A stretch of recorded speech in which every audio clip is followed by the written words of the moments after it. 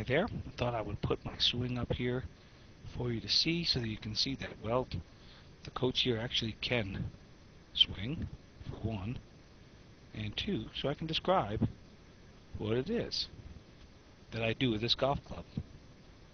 And that's supposed to be full speed, but I'm not sure that's full speed in the playback window here. But those are full speed golf swings. Okay, so here we go.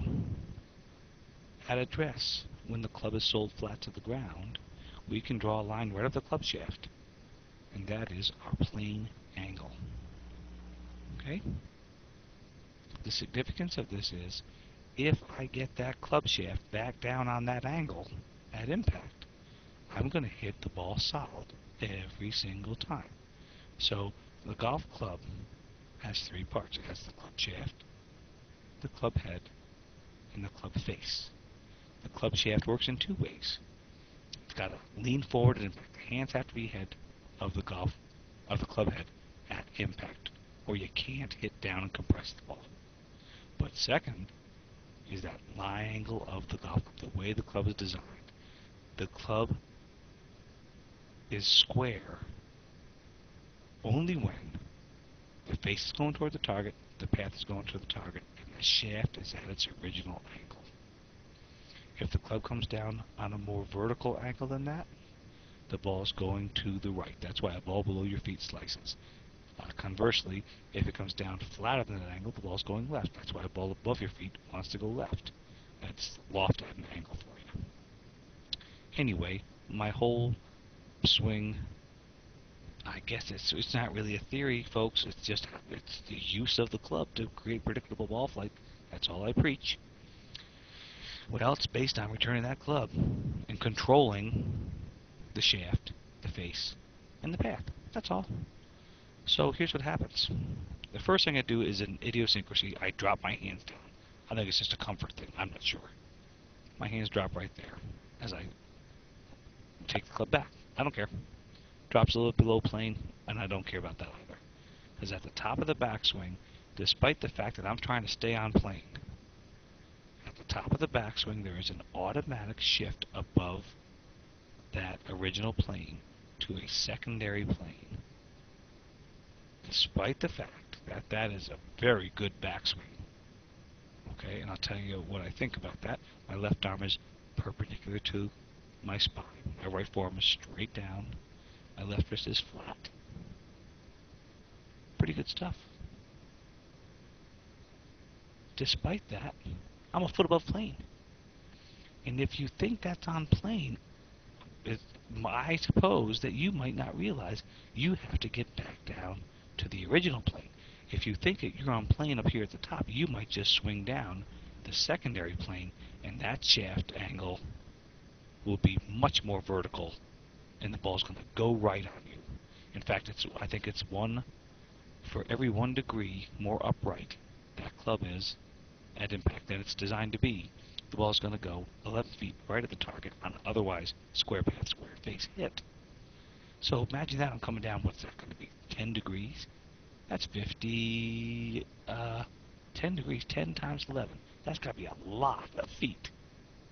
100 feet. 100 feet to the right. Even though the club face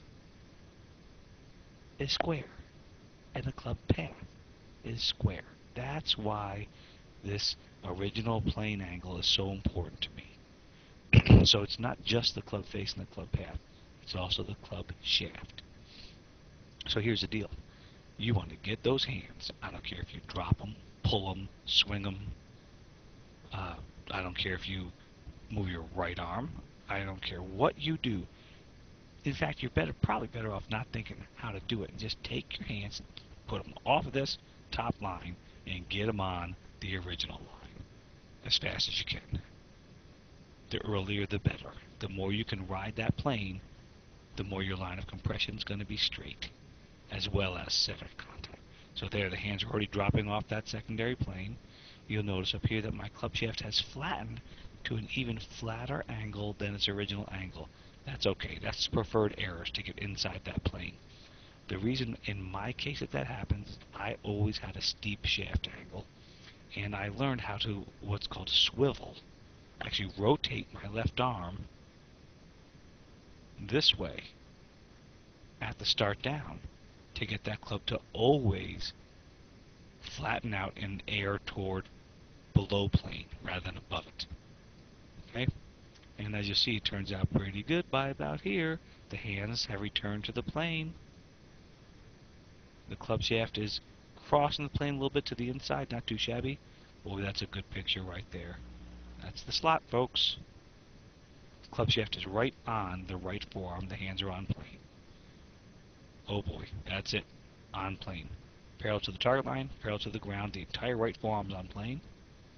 Right on plane still. I'm going to get rid of the secondary plane now. Oh boy, that's going to be a good shot, folks. Unless the club face is not square. Now there's contact.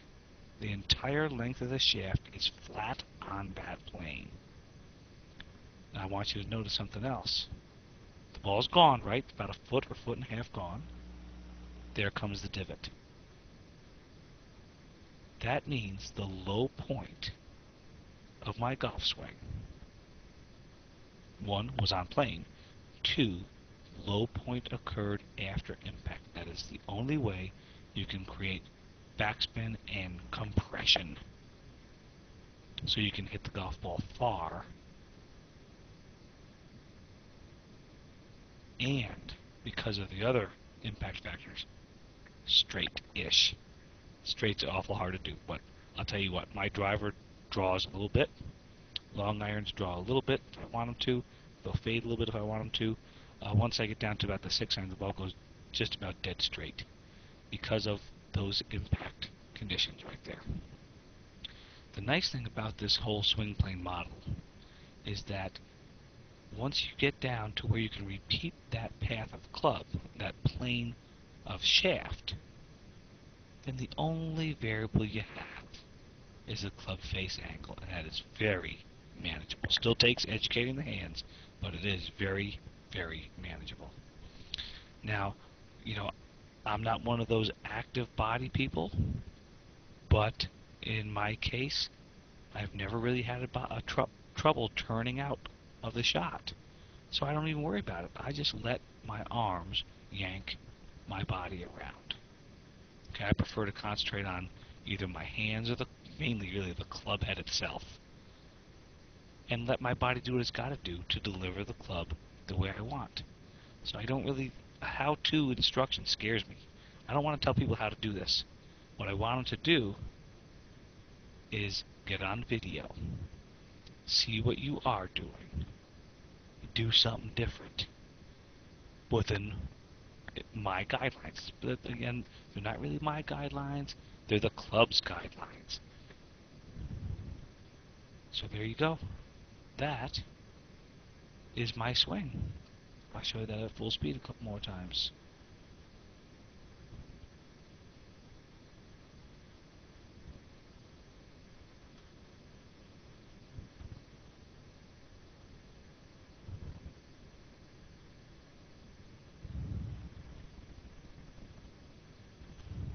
Sorry about the wind. Can't control that.